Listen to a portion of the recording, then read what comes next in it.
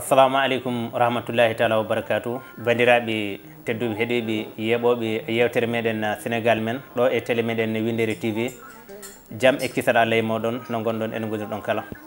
hande noon koɗo meɗen ko hono Amadou Kane Diallo. bisimilla ma dinɗi calmina bandiraɓe. eyyi jarama Seydi Ba, weltima hande e wadde recevoir Winderi TV e dow gardugol Oumar Doro Koumé e wondude e Ablaye Seydi Ba e huccidde leñol ngol e huccidde windere nde e Sénégal. min nanima hooli Amadou Kane Diallo. ɗum de no metti haalde hoore mum wona hunde wemde, kono kam mbeɗa wawi wiide ko kalifa ma dal, ko kalifa ma kalifa babaɓe mi yafama ɗum hande o kam e kalifa sereraɓe. bon so yawti ɗum bon ko neɗɗo mo ganduɗa ko guelliyanke, ko fuutanke, e meɗa yaade duuɓi sappo mi wonano namɗo pular, saabu babam yo Allah yurmomo yafombo sankima law. donc wonno premier imam wuro ni wiye Guédé Chantier, e ande ko commune quoi. donc nde sanki law ko tanam waɗimi récupéré kaw makko ɗo e Dakar Gueule Tapée. e comme ko jolfo tan haalete noon mi nanani ɗum ma battumi ma dañmi duuɓi 9 nde duttimi to nenam Djoum. e nden ni woni miñam Aliou Sall nde jibinande 1965. e Allah waɗi nden mi nanatano haydara. nde jaami noon ha jiimi deke komi haal pulaar, tawmi kadi pulaagu no heewi ɓuure, janggumi ɗum ha battumi ɗum janguinde. eyyi jinmi kadi fina tawa o. eyyi donc mbiɗa wawi wiide ko ɗum puusini ha gonmi neɗɗo mo ganduɗa ina hursini kala ko woni jimi jimɗe e kala ko woni fina tawa, par ce que koko manquirnomi Allah rokkimi. te tawmi kadi pulaagu no yooɗi no weeli, pulaagu ala ko ɓuuri ɗum. en ɓuurani hay goto ni, kono hay goto ɓuurani men. eyyi ɗum noon nanmi noon e gueɗe jidde ƴencinde ɗum. ɗum addi natmi e rénovation jum, jibina ko 1974 dañi récépissé 76. ko mawɓe tan mbaɗirno ɗum ɗo e Dakar, ina ndenda tan ina waɗa atayuji. bon garmi ɗon yimɓe yonti jehen enen e Fouta, wooda ko nafɗen Fouta. ɗum addi noon min jeehi min mbaɗa théâtre uji, min mbaɗa jimi, emin pindina yimɓe ha bandaji rénovation jalti hen. eyyi les premières bandes de rénovation jom mbeɗa wawi wiide ko enen ko rénovation idi yaltinde bande min idi mulde ɗum to e Paris nde jaami Paris avant même ko bandaji goɗɗi Alpulaar ina jalta. ɗum woni banda pindinoji ɗi ha waɗi révolution culturelle e nder Fouta foof. bon Allah waɗi kadi ɗum seŋimi e Baaba Maal, min goni sehilaɓe ha Woro. hay ɓiyam battidiɗo mo ganduɗa so Allah jaaɓi so école udditi waɗat bac, kanko guinnirmi. e min baddi hen pour tan huwnide pulagu, taw mi faami no Senghor wirno ni la culture est au début à la fin de développement. ɗum addi noon ñalɗi pinal, ɗum addi nde mbatten nde kadi en 2010 woni festival mondial des arts nègres nawɗen ɗum Fouta. ha mbaɗɗen kadi journée 72 heures économique en e gueɗe mbaɗe noon. ɗum addi le fait que Kane Diallo sa yi ɗum cikkata ko nalanke, cikkata ko koye nalankoɓe tan woodi kañum, ko ɗum addi ɗum. et pourtant ɗum yeehi ha jibini hande mbeɗa ardi mouvement ene wiye ɓamtare liggeyel Sénégal. taw yiiɗi ko ko laamu ngu yahata yo taw no feŋi e gueɗe ɗiɗi. gueɗal gaɗanal ngal ko fina tawa o, gueɗal gongal ngal ko diine o. ɗum woni culture et culte. ɗum woni prolongement. donc ɗum mi haalnima histoire am culturel. ɗum hakkundam e artiste uji ko ɗum addi ɗum. hakkundam e Baaba Maal, hakkundam e Kane Diallo ñaam ɓi Mbasu ganduɗa nde jibinande ko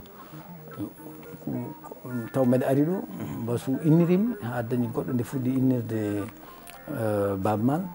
ɗum oɗon gandi kadi ɗum foof koye ceelagal. ɗum woni hakkundam kadi e Coumba Gawlo en e woɗɓe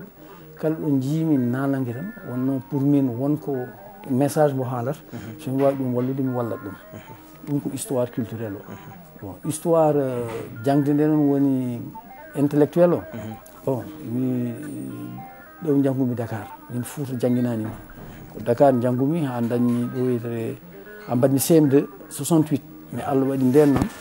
waɗani examen mais taw mi waɗino examen goɗɗo wiye enfant de troupe taw mi atmi ɗum min goto admino e école amen ɗon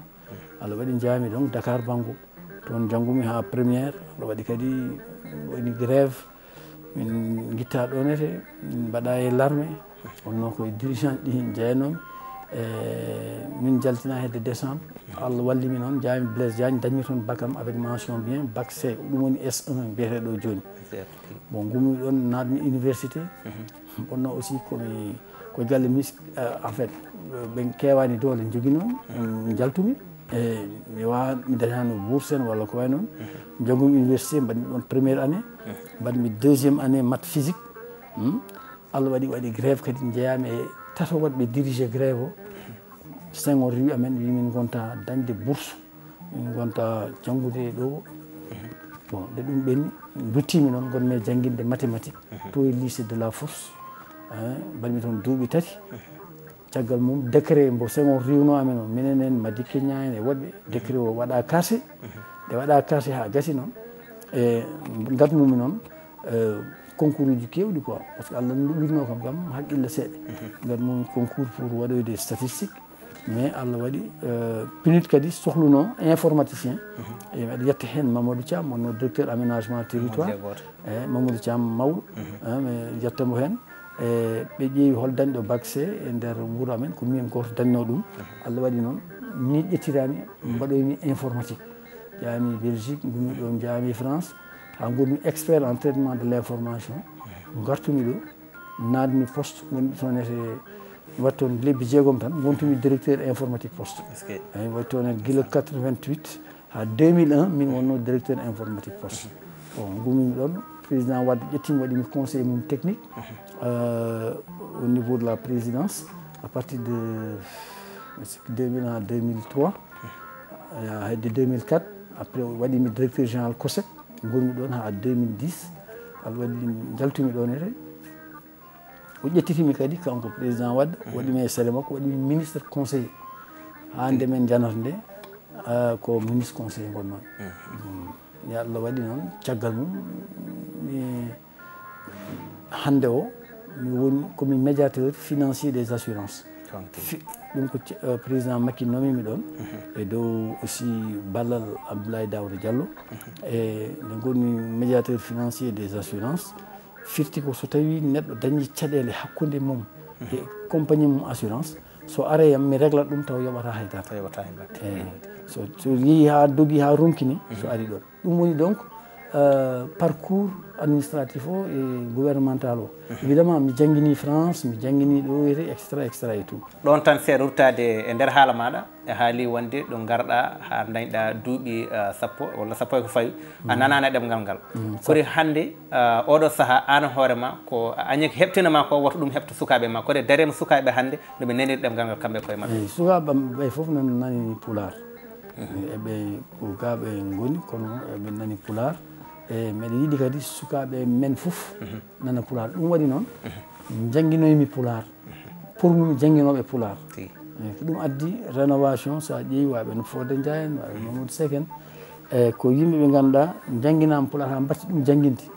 ha liggo PIP jeehi ha e nder Fouta ina cara ɗum fafde mo nanata o fédération des associations du Fouta pour le développement bon ko rénovation ummi e dow nden Papa Kane en walla Oumar Diague en bon et cetera aɗa dillano e politique no feewi a woni neɗɗo mo ganduɗo hoorema nanenoɗo e politique déjà a fuɗɗinoma memde hen seeɗa min junno andude politique on ɗon mo gandanɗo hoorema mbo naniranɗa no feewi holɗo tolniɗa hen oɗo saaha ina wayno min mi naate politique o law mais nden komin politique clandestin min mbiyata minen ko formation ande jeefen ko way noon e ɗum addi hayde yimɓe mbaɗata ñalɗi pina nde mbaɗata kasetaji rénovation pour findinde yimɓe hay nden koye politique o min gonno bon caggal mum noon en ɗanni men jeeyi en garti caggal mum ande jeef natti wonde clandestin woni keptinaɗo bon jibini ko heewi won heewɓe dilloɓe joni e politique o ko toon gommi bon ko wattindi ko noon min wonno président fédération bu PDS bu département Podor bon avant ça en goldino yalla yurmo yaafo Habibou Dat e nder parti socialiste ɗum fof en liggimo ɗon ha Allah waɗi noon laamu ngu yani nde laamu ngu yani noon président Wade noddimi wi ne sohli gandalam nomimi conseiller technique toppittiɗo affaire informatique à la présidence ɗum wiɗi kam nomde le 14 mars 2001 bon Allah waɗi nden hitande taw mbeɗa waɗa investir comme no candidat législative pour PS miɗo wonde kaalido kenemi mbimomo noon hay sa nomi kam mi wona goppowo to gonmi to o jaɓi ɗum min jeehi élection Allah waɗi PDS gagné e département Podor nden won hitande woni nde Yero Hamme Diallo woni député kanko gagni toon mais to jumto Habibou Dat gagni toon kono gonmi deuxiéme eyyi caggal mum base am wi kam noon bon ƴeew so tawi ko nomoɗa ko no yuɓɓi ha joni quoi bon Ablaye Balde noddimi win président Wade wi wona ɗum taknoma noon omo sohluma ya ar ƴettu ligguey ma kalami ɗum base o ɓe mbi kam oɗo noon woto ɓuurmo rimɗude ɗum noon tawoymo ko ɗum addi tawtumi par ce que mi wona jiɗɗo tawtude ni ɗum addi tawtumi PDS eyyi min jeehi noon ha mbaɗami hen président fédération département Podor o nden gandanɗo Moussa Sow woni secrétaire général o dilloɓe politique o joni foof ko hen gonno wono Ibrahima Abou Ngueter wono Ablaye Daoud en kamɓe foof ko min jiɗno walade e on fannu bon yeehi noon ha Allah waɗi Ablaye Wade yani nde yani nde soko Allah kam Macky waɗi feere foof président Macky waɗi feere foof ɗumyomi ar kono min mi ala on jikku donc duuɓi jeeɗiɗi ko wasdemi arde ni adduno dañmi caɗele nanni ɗo wiyete Rebeuss way toon lewru e balɗe nogas par ce que komi wonno candidat PDS e département Podor mataw kulol ari e ƴeewi tan koɓe mbawi ƴettude comme ça sa wone liggey tan soɓe jiiɗimo tumnude eɓe mbawi bon Allah waɗi ɓe mbaɗiri noon mi waɗani participé mi waɗani campagne législative o mais ko min wonno candidat PDS e département Podor wona no yinnode ni wonde député sinno ko ɗum gonata koye liste nationale mais min mbimi tan ko yomi heddo e PDS mi reena ɗum quoi bon Allah waɗi nde gasi nde élection o gasi ɓe jii kadi bon ala ɗo ɓe nanti no fewi bon caggal mum dokkami non-lieu mo ganduɗa o non seulement ko procureur o